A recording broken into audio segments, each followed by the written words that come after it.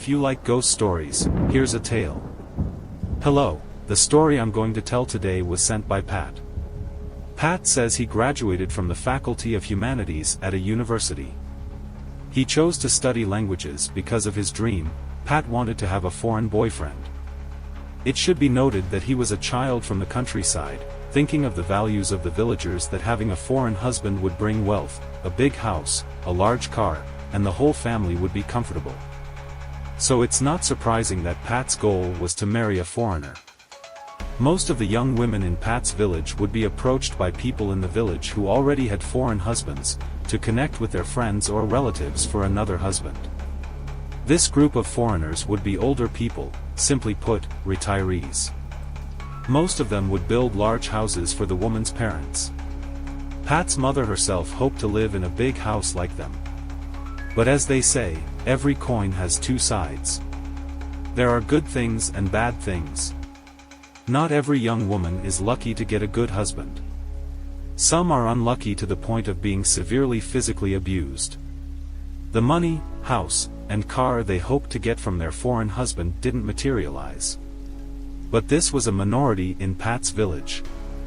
There were quite a few people married to foreigners in Pat's village. Going into the village, seeing large two-story houses, it could be assumed that those houses had foreign sons-in-law. While studying, Pat earned extra income by working as a waiter in restaurants, selling goods in department stores, and tutoring students. This allowed Pat to save a considerable amount of money. In addition, Pat had the opportunity to travel and exchange language and culture with foreigners in university projects. At that time, Pat went to the United States. It must be said that his parents were very happy because Pat might have a chance to get a foreign boyfriend as his father and mother hoped. So they fully supported him, even though they had to spend personal money. Pat didn't bother his parents at all because he had saved quite a bit of money from part-time work. During his stay in the United States, Pat would find work. He worked in two places, as an employee at a fast food restaurant and at a factory. The experience abroad at that time was not as expected because he had to work very hard due to his personal stinginess. The language practice wasn't much because he didn't talk to many people. Who would have known that going out to explore the world abroad at that time would be the beginning of Pat's future? One evening, while Pat was bending down calculating his work compensation, he bumped into a man who was a guest at the hotel. Of course, he had to apologize profusely to the customer. Pat tried to communicate in broken English, apologizing and explaining that it was unintentional. With excitement and fear of being scolded, he even reported who he was, where he came from, and what he was doing there repeatedly. Then the feeling of excitement had to pause as giggles came from the other party. Looking up at him, it was what you'd call love at first sight for Pat. Dan currently lives in England. We have 2 children together, the eldest is a boy and the youngest is a girl. We return to Thailand once a year during the Songkran festival. Dan is a foreigner who is fascinated by Thai culture. Every time we come back to Thailand, we bring back things to decorate our house in England. And that was the beginning of the scary and horrifying story that happened to Pat's family. During the Songkran festival one year, on our regular trip back to Thailand, we would stay in Thailand for about 2 weeks. Normally, when we travel back, Pat's parents and younger brother would drive to pick us up at the airport.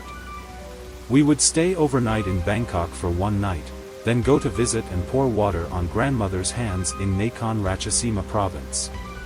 We would stay at grandparents' house for 2 nights and then travel to Prachuap Khiri Khan province. We bought a condo in Hua Hin, 1 room.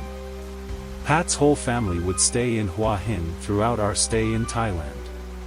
One day, Dan came back from a walk and exercise with a Thai dancing doll, about half a ruler tall, dressed in a golden yellow outfit. I wasn't surprised at all by what he brought back. What was surprising was why the shop didn't wrap it in paper or put it in a bag for the customer. Dan placed that Thai dancing doll on the table under the TV. The first incident happened to Ginny, Pat's youngest daughter. At that time, Ginny was 5 years old. Ginny came to tell Pat that she saw the doll fall down. Ginny then did a dance in the way of foreign children imitating Thai dance, a dance with no form, but just looking at it, you could understand that she was dancing. Understanding that Ginny saw the Thai dancing doll and was imitating its dance moves, I didn't think anything of it. I dreamed that there was a woman sitting in the living room of the condo. I was startled because when this woman turned her face, her chest was empty. There were no eyes on her face at all. I woke up in the middle of the night, unable to describe my own dream. After that, I slept fitfully, feeling conscious throughout the night. In the morning, I noticed that the Thai dancing doll had disappeared. Then Pete, Pat's younger brother, came to say that he was the one who moved that doll to keep it in the Buddha room. When asked why, he explained that having the Thai dancing doll placed there made him feel like it was staring all the time while watching TV. Whenever he walked past the Thai dancing doll, he would feel goosebumps. So he put it in the Buddha room for peace of mind. I could only laugh internally, but didn't say anything. So I told Dan that the Thai dancing doll had been placed in the Buddha room, which he approved. Time passed until the day we had to travel back to England. Dan didn't forget to take the doll back with him, so he asked for the Thai dancing doll and packed it in a box. We left early to send the guests to the airport, allowing time to stay in Bangkok for one night. While we were stopping to refuel before leaving Hua Hin, we turned off the car engine while refueling. After finishing refueling, the car wouldn't start. This was very strange because the car was still new, used for less than 2 years, and we didn't fill up with the wrong fuel. The gas station staff had to help push the car to park in front of the restroom. We called the service center in the area. After a while, the service center staff arrived. When they checked the initial condition of the car, they found no abnormalities. This time, the car started. So we continued our journey. It was an uncomfortable journey because we were afraid there would be problems again.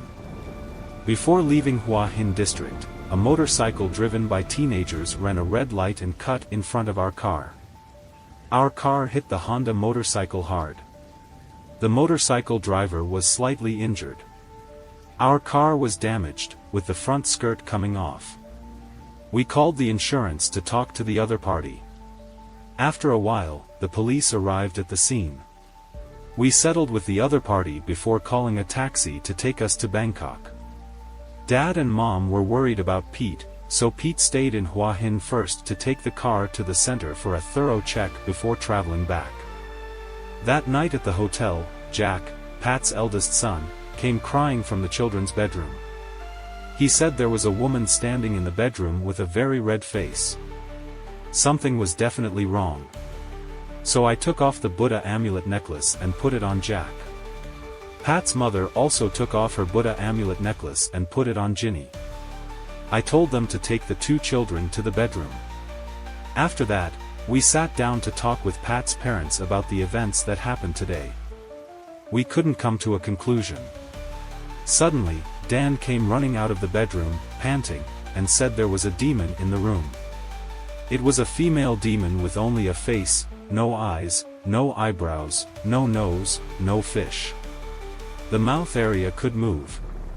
He couldn't remember if he said anything. Dan confirmed that he wasn't asleep. He was checking his subordinates' work through the online system at that time. He was sitting on the edge of the bed when he felt like someone sat down on the bed, with the mattress sinking down. He turned to look at the woman sitting behind him. The characteristics of the woman Dan saw and came to tell us about reminded me of my own dream when we were at the Hua Hin condo. I kept that doubt to myself. When it was time to go to bed, feeling uneasy, I prayed before sleeping. In the middle of that night, there was a knocking sound at the bedroom door, followed by Pat's father's voice calling.